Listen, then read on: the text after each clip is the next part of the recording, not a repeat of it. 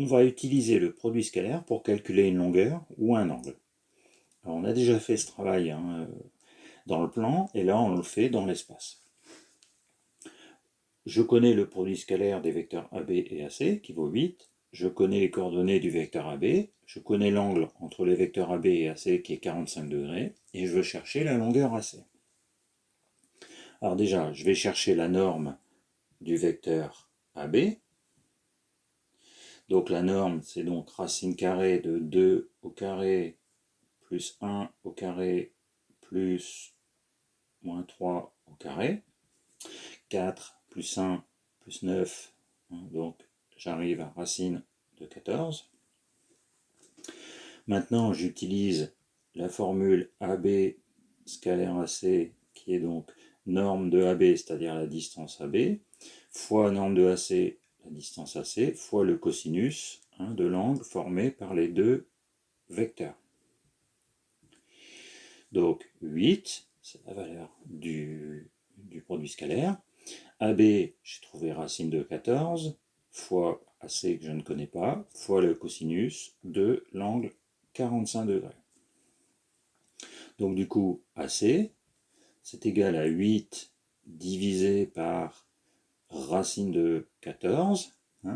Et si je vais un petit peu plus loin, ici j'ai racine de 14 fois AC, et le cosinus de 45 degrés, c'est racine de 2 sur 2.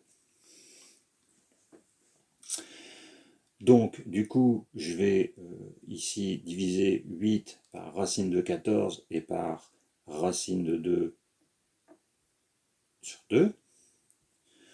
Et si je calcule cette expression, j'arrive à 8 racine de 7 sur 7. Donc voilà, j'ai trouvé la longueur AC. Maintenant, je veux trouver l'angle entre deux vecteurs. Donc j'ai les coordonnées des deux vecteurs. Je vais d'abord déterminer leur produit scalaire. Alors, même chose que dans le plan, c'est 5 fois 2, les coordonnées x fois x', 5 fois 2, plus 1 fois 0, plus moins 3 fois 3. Donc 10, c'est ça, 2 fois 5, 10, plus 1 fois 0, 0, moins 9, ça fait 1. Voilà, donc j'ai la valeur du produit scalaire. Ensuite, je cherche la norme de U, comme j'ai fait tout à l'heure, donc racine carrée de 5 au carré plus 1 au carré plus moins 3 au carré. Donc 25, 26, 35. Et si, avec la même méthode, je calcule la norme de V, je trouve, pour la norme de V, racine de 13. Maintenant, je reprends la formule de mon produit scalaire, donc U scalaire V,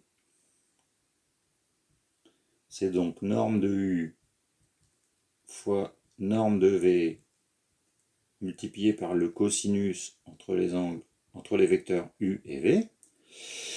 Du coup, cette valeur-ci, alors je connais ces trois valeurs-là, et je n'ai pas celle-ci. Donc du coup, le cosinus de l'angle formé par les deux vecteurs, ce sera U scalaire V, c'est-à-dire 1, divisé par norme de U fois norme de V, racine de 35 fois racine de 13.